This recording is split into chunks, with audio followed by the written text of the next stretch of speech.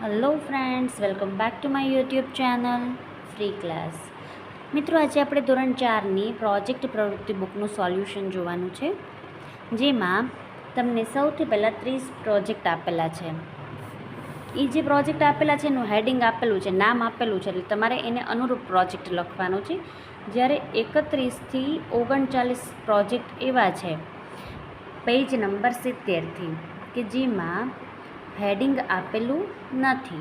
મારો પ્રોજેક્ટ પ્રવૃત્તિ કાર્ય આવું આપેલું છે, જેની અંદર તમારે પ્રોજેક્ટ સિલેક્ટ કરવાનો છે, પ્રવૃત્તિ, વિષય પણ, સમયગાળો, સાધન સામગ્રી કે તમે જે કંઈ પણ પ્રોજેક્ટ કે પ્રવૃત્તિ કરવા માંગતા હોય, બરાબર, તે તમારે 9 જે છે એ તમારી જાતે બનાવવાના છે પ્રોજેક્ટ, બરાબર છે.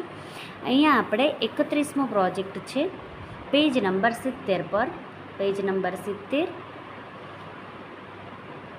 અને 71 એ આપણે અહીંયા જોવાનો છે.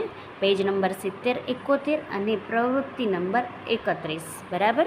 એટલે સૌથી પહેલાં તો અનુક્રમણિકામાં જઈને 31ની સામે જે બ્લેન્ક આપેલી છે ત્યાં પ્રોજેક્ટ પ્રવૃત્તિનું નામ લખી નાખું, મારી શાળાનો નકશો. વિષય છે તેનું પર્યાવરણ. સમયગાળો છે 10 દિવસ. પ્રોજેક્ટ દરમિયાન ઉપયોગમાં લેવાયેલ સાધન સામગ્રી તો કે મોટું drawing paper, sketch pen, scale અને પેન્સિલ તેમજ રબર. પ્રોજેક્ટમાં સહભાગી વ્યક્તિઓ શાળાના વિદ્યાર્થી મિત્રો, શિક્ષકો તેમજ પરિવારના સભ્યો. તેણે મને જે છે તે આ પ્રોજેક્ટ બનાવવામાં મદદ કરી. પ્રોજેક્ટ દરમિયાન શું શું કાર્ય કર્યું? સૌપ્રથમ મેં શાળાના વર્ગખંડો, ઓફિસ, સભાખંડ, મધ્યાહન ભોજનનું શેડ, રસોડું, શૌચાલય, બગીચો, રમતગમતનું મેદાન, વૃક્ષો, દરવાજો વગેરેની યાદી બનાવી. ત્યારબાદ મેં ડ્રોઈંગ પેપર પર કાલ્પનિક નકશો દોર્યો અને ત્યારબાદ રૂમ, મેદાન વગેરે દર્શાવવા માટે મેં નાના નાના ચિત્રો અથવા પ્રતીકોનો ઉપયોગ કરીને શાળાનો નકશો બનાવ્યો, જે અમે મુખ્ય દરવાજાથી શાળામાં પ્રવેશતા જ સામે ચોંટાડી દીધું છે. અહીંયા મિત્રો, તમે જે કંઈ બી પ્રવૃત્તિ કરી છે, જે પ્રોજેક્ટ બનાવેલો છે તેની માહિતી લખવાની રહેશે. સામેના પેજ નંબર 71 પર જોઈ લઈએ. પ્રોજેક્ટ પૂર્ણ કર્યા બાદ તમને શું શું જાણવા મળ્યું? તો કે આ નકશો અમે શાળાના મુખ્ય દરવાજાની અંદર પ્રવેશતા જ ચોંટાડી દીધો, જેથી શાળા મુલાકાતે તેમજ આવનાર વાલી માટે તેમજ નવા બાળકો માટે પણ રૂમ તેમજ અન્ય સ્થળો સરળતાથી શોધી શકાય અને કોઈ પણ મુશ્કેલી પડતી નથી. ત્યારબાદ મિત્રો, માહિતી લેખન, ફોટોગ્રાફ અને ડ્રોઈંગ. તમે જે પ્રોજેક્ટ અથવા તો પ્રવૃત્તિ કરેલી છે તેનું અહીંયા આઈધર ડ્રોઈંગ કરવાનું છે, નહીં તો અહીંયા ફોટોગ્રાફ્સ લગાડવાના છે. અહીંયા જે છે મેં નકશો દોરેલો છે કે કેવી રીતે મેં બનાવેલો હતો. સૌથી નીચેથી જોઈએ તો મુખ્ય દરવાજો છે, રમતગમતનું મેદાન છે અને હોલ છે. ત્યાર પછી બાજુમાં અહીંયા બગીચો છે એટલે વૃક્ષો છે, બાલવાટિકાનો રૂમ, ઓફિસ છે. આ ડોર અહીંથી ઓપન થાય છે. ધોરણ 8, ધોરણ 7 અને ધોરણ 6નો રૂમ છે. ત્યાંથી આગળ આપણે ઉપર જોઈએ તો ધોરણ 1, 2, ધોરણ 3, 4, 5નો રૂમ છે.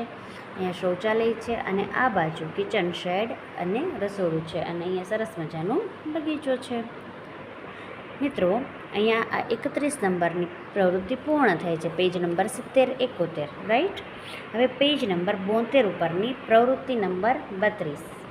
પ્રવૃત્તિ નંબર 32 જોવાની છે અને પેજ નંબર છે 72 અને 73, બરાબર છે. પ્રોજેક્ટ પ્રવૃત્તિનું નામ છે મારી પોતાની વાર્તાનું પુસ્તક. વિષય છે ગુજરાતી. સમયગાળો છે 7 દિવસ. અને કઈ સાધન સામગ્રી લેવાની? તો કે A4 સાઇઝના કોરા કાગળો, સ્ટેપલર દોરો, બોલપેન અને મીણિયા રંગો જે છે એ ઉપયોગમાં લેવાયા. પ્રોજેક્ટમાં સહભાગી વ્યક્તિઓ. કઈ કઈ વ્યક્તિ પ્રોજેક્ટમાં સહભાગી થઈ હતી? તો કે હું અને મારા ગુજરાતીના શિક્ષક. પ્રોજેક્ટ દરમિયાન શું શું કાર્ય જોયું? તો કે સૌપ્રથમ આ પ્રોજેક્ટ બનાવવાની પ્રેરણા મને મારા શિક્ષકમાંથી મળી. મારી શાળાના ગુજરાતીના શિક્ષકે અમને સ્વરચિત વાર્તા બનાવવાનું જણાવ્યું અને વર્ગના બાળકોને સમજાવ્યું કે કેવી રીતે વાર્તા લખવી અને પુસ્તક કેવી રીતે બનાવવું. મેં A4 સાઇઝના 3 કોરા કાગળ લીધા અને તેમાં અલગ અલગ 3 વાર્તા લખી અને ત્યાર પછી વાર્તાને અનુરૂપ ચિત્રને કાગળ પર દોર્યું અને ઉપર કોરું પેચ લગાવીને તેને સ્ટેપલરથી પિન વડે જોડ્યું અને તેના પર ફ્રન્ટ પેજ પર મારી પોતાની વાર્તાનું પુસ્તક એવું ટાઇટલ લખીને મેં તેને શણગાર્યું અને ત્યારબાદ તે પ્રોજેક્ટ મેં મારા વર્ગ શિક્ષકને આપ્યો. પ્રોજેક્ટ પૂર્ણ કર્યા બાદ શું જાણવા મળ્યું? તો કે આ પ્રોજેક્ટ પૂર્ણ કર્યા બાદ અમારો આત્મવિશ્વાસ વધ્યો કે અમે પણ વાર્તા રચી શકીએ છીએ. અને વર્ગના બધા બાળકો આ પ્રોજેક્ટ બનાવીને લાવ્યા હોવાથી નવી વાર્તા અને નવી રચના સાંભળવા મળી. કલેક્શન વધી ગયું. તેમજ અમારી પાસે ખજાનો હોય એમ જાજી બધી વાર્તાનું સંકલન થઈ ગયું. મિત્રો, માહિતી લેખન, ફોટોગ્રાફ અને ડ્રોઈંગની જગ્યા આપેલી છે. ત્યાં મેં બનાવેલો પ્રોજેક્ટ મારી પોતાની વાર્તાનું પુસ્તક, બરાબર, મેં અહીંયા ડ્રો કર્યું છે. તમે પણ ડ્રો કરી શકો છો. આ સિવાય તમે કયો પ્રોજેક્ટ કે પ્રવૃત્તિ બનાવી છે તેની મને કમેન્ટ કરજો. નવી જે કંઈ પણ પ્રોજેક્ટ પ્રવૃત્તિ બનાવેલી છે તેની કમેન્ટ કરવાનું ભૂલતા નહીં. ત્યાર પછી પેજ નંબર 74-75 જોવાનું છે મિત્રો. હવે પેજ નંબર 74 અને 75 અને પ્રોજેક્ટ પ્રવૃત્તિ નંબર 33. આગળ અનુક્રમણિકા આપેલી છે ને મિત્રો, એમાં 33મું જે છે ત્યાં પ્રોજેક્ટ પ્રવૃત્તિનું નામ લખી નાખજો. વેસ્ટમાંથી બેસ્ટ, એટલે કે પ્લાસ્ટિકની બોટલમાંથી કુંડું બનાવવું. વિષય છે પર્યાવરણ. સમયગાળો 3 દિવસ. પ્રોજેક્ટ દરમિયાન ઉપયોગમાં લેવાયેલ સાધન સામગ્રી તો કે પ્લાસ્ટિકની મોટી બોટલ, કાતર, રંગ, માટી, છોડ, પાણી, પેન, ટીકી અને મોતી. અને પ્રોજેક્ટમાં સહભાગી વ્યક્તિઓ તો કે હું અને મારા પરિવારના સભ્યો તેમજ મારા વર્ગ શિક્ષક. પ્રોજેક્ટ દરમિયાન તમને શું શું કાર્ય કર્યું? તો કે મારા વર્ગ શિક્ષકે અમને વેસ્ટમાંથી બેસ્ટ પ્રોજેક્ટ પ્રવૃત્તિ અંતર્ગત પ્લાસ્ટિકની બોટલ જે વેસ્ટ હોય તેનો બેસ્ટ ઉપયોગ કરીને કુંડું બનાવવાનું સમજાવ્યું હતું. મેં સૌ પ્રથમ પ્લાસ્ટિકની મોટી બોટલ લીધી. ત્યારબાદ મારા પિતાએ તે બોટલને મને કાપી દીધી. ત્યારબાદ મેં બોટલને અલગ અલગ કલર એટલે કે રંગોથી કલર કરીને સજાવી અને તેમાં ટીકી મોતી ચોંટાડ્યા અને સૂકવવા મૂકી રાખી. ત્યારબાદ તેમાં માટી ભરીને તુલસીનો છોડ વાવ્યો અને પાણી પાયું. અને ત્યારબાદ બીજા દિવસે હું તે શણગારેલું કુંડું તુલસી માતાના છોડ સાથે શાળાએ લઈ ગઈ. હવે સામેના પેજ નંબર 75 પર જોઈ લઈએ મિત્રો. પ્રોજેક્ટ પૂર્ણ કર્યા બાદ શું જાણવા મળ્યું? તો કે પ્રોજેક્ટ પૂર્ણ કર્યા બાદ જાણવા મળ્યું કે કેવી રીતે વેસ્ટમાંથી બેસ્ટ વસ્તુ બનાવી શકાય છે અને તેનો રોજિંદા જીવનમાં ઉપયોગ કરી શકાય છે. વર્ગના બધા બાળકો આ પ્રવૃત્તિ કરીને આવ્યા હતા. અલગ અલગ ડિઝાઇનના રંગબેરંગી કુંડા જોઈને મજા પણ આવી અને નવીન માહિતી પણ મળી. માહિતી લેખન, ફોટોગ્રાફ્સ અને ડ્રોઈંગ માટેની જગ્યા છે. અહીંયા મેં સરસ મજાનું કુંડું અને છોડ દોર્યો છે. તમે જોઈને દોરી શકો છો. વેસ્ટમાંથી બેસ્ટ પ્લાસ્ટિકનું કુંડું, બરાબર છે મિત્રો. ત્યાર પછીની પ્રવૃત્તિ number 34, page number 76. Page number 76 પરની આ પ્રવૃત્તિ છે. પ્રવૃત્તિ નંબર 34, પેજ નંબર 76 અને 77.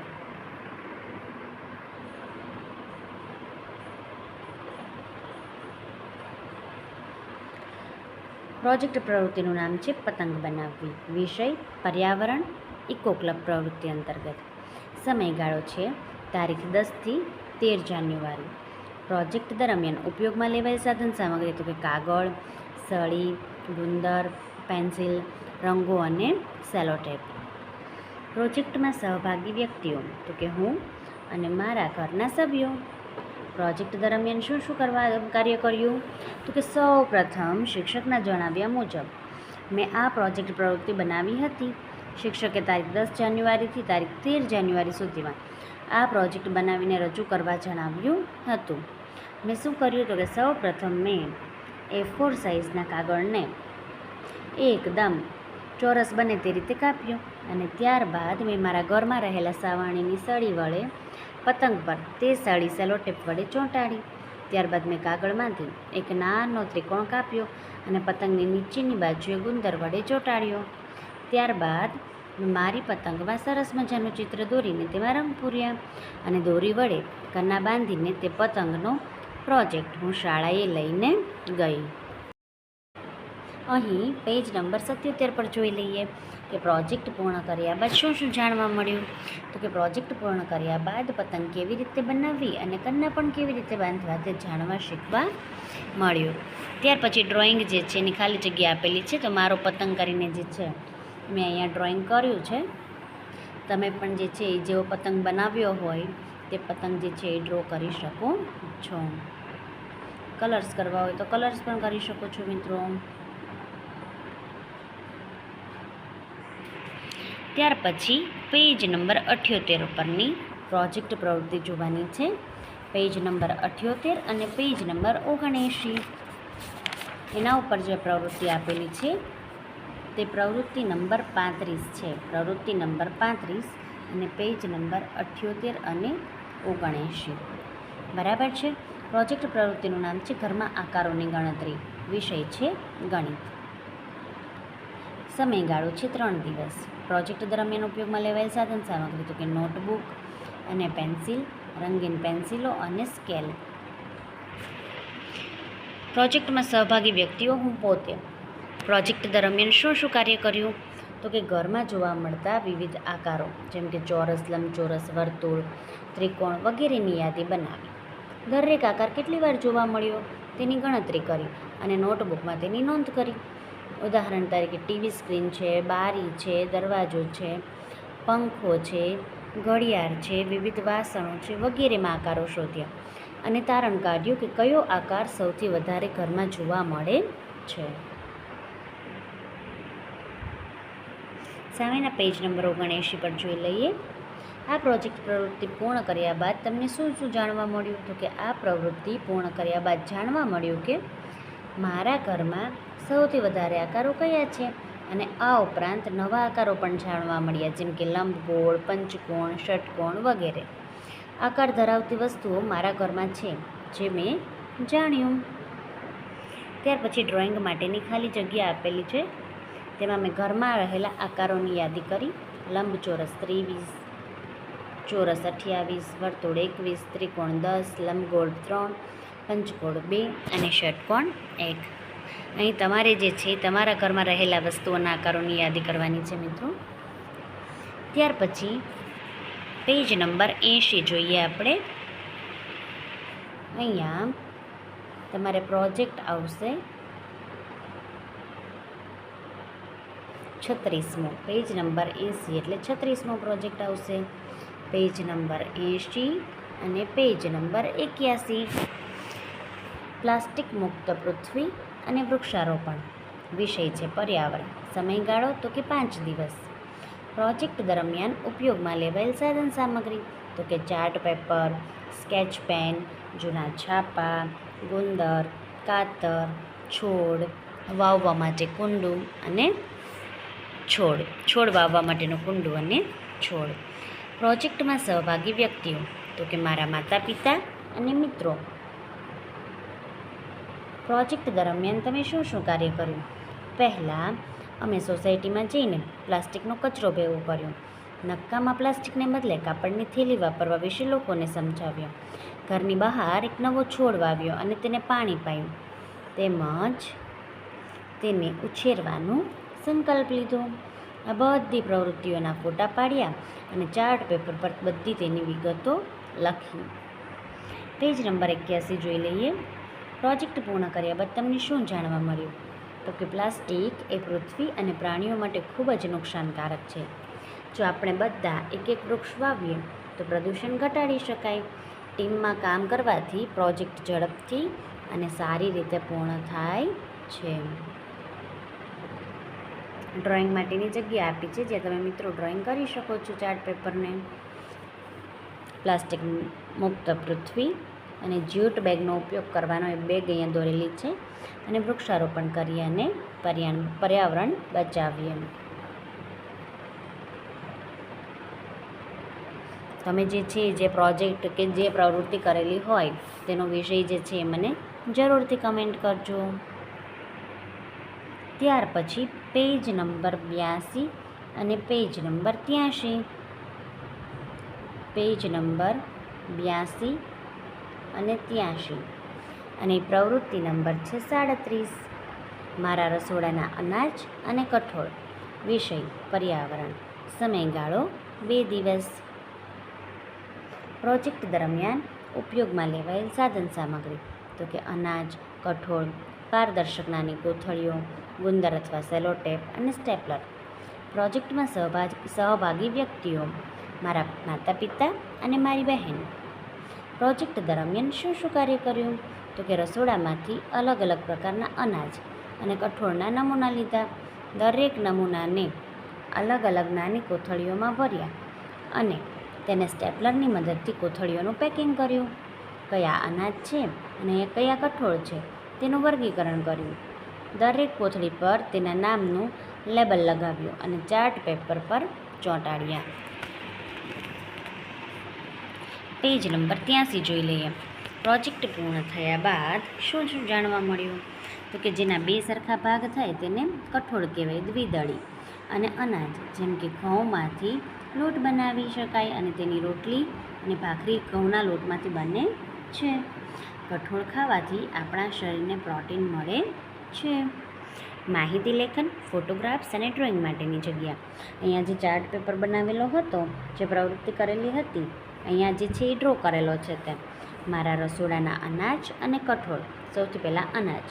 અહીંયા જે છે પ્લાસ્ટિક બેગ્સ છે એ તમારે ફિક્સ કરવાની રહેશે અથવા સ્ટેપલરથી પિન કરવાની રહેશે. કઠોળમાં મગ, મઠ, ચણા અને તુવેર.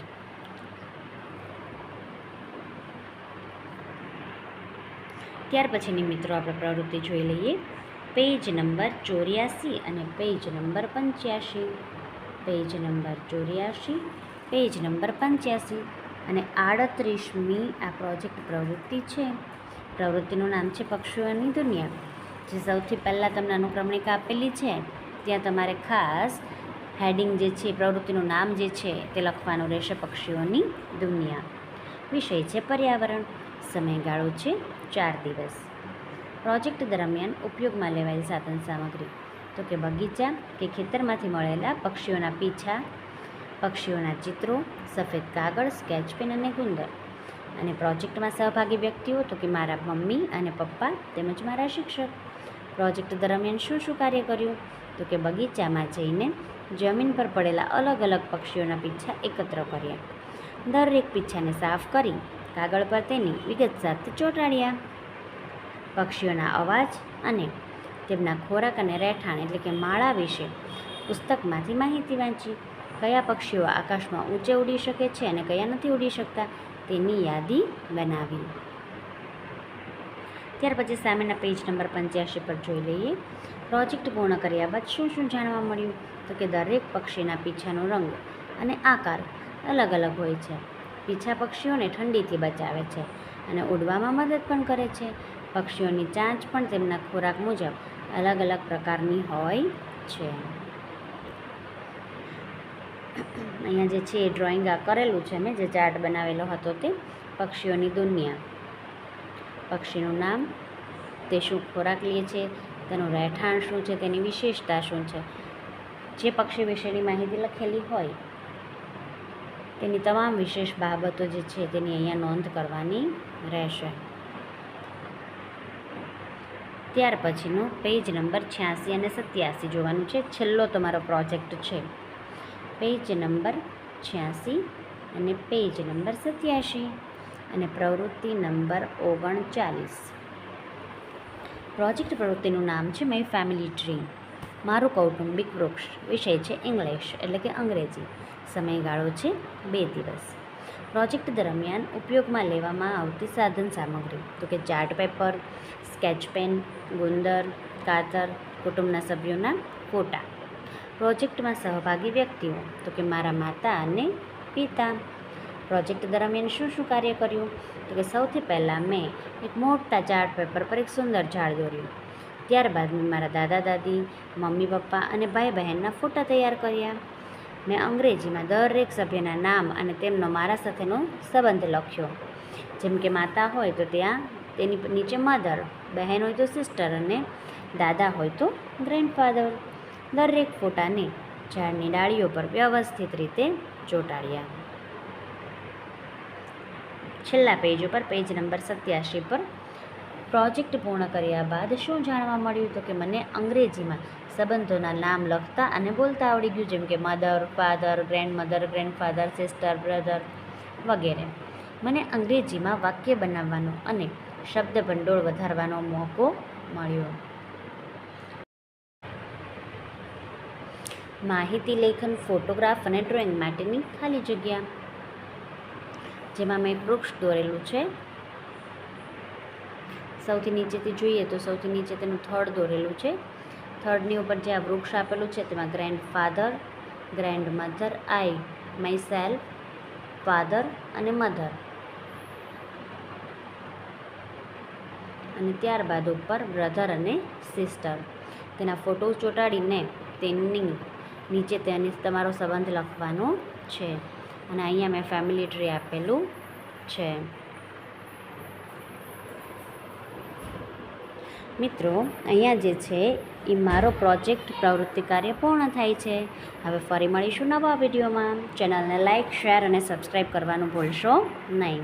Thank you.